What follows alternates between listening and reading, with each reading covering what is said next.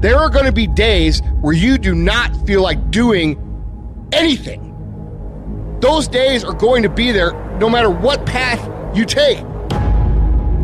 We have two voices in our mind. There's that one voice. It's that soft motherfucker. That soft motherfucking voice that says, sleep the fuck in. It's okay. You can take the day off, saying you don't need to go hard. It's that coddling voice. You want to be hugged and nurtured and all that shit. That voice, that nagging voice of weakness, the one that tells you to back off, to simmer down, to take it easy. When you hear that voice, tell it no.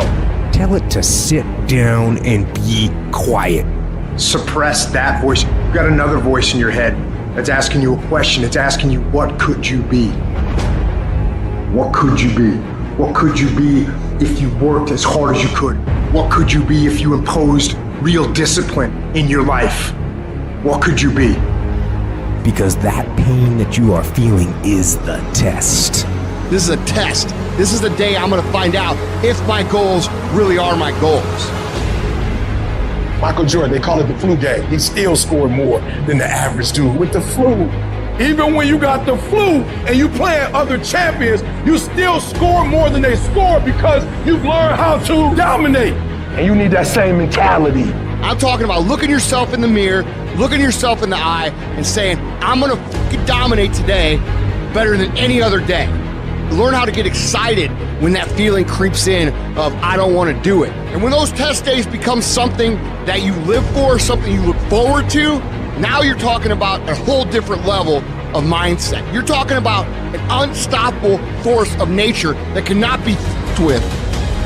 Mental toughness is the ability to resist, to manage, overcome doubt, overcome worries, overcome concerns, overcome circumstances that prevent most people from succeeding or performing under pressure. Every human being that is not successful versus every human being that's successful, the only difference between them is mental toughness. One group, when they come up against trials and tribulations, they shrink.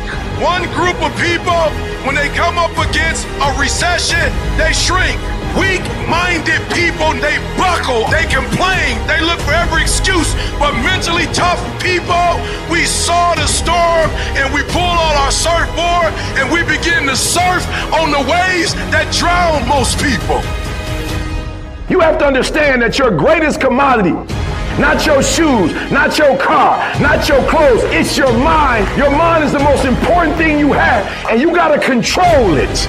I don't care what's happening, you have to control it. When you leave, what you fighting for? What's your legacy? What you gonna do? You say you a champ, but do you practice like a champ? You say you a champ, do you fight like a champ? You say you a champ, do you have the mentality of a champ?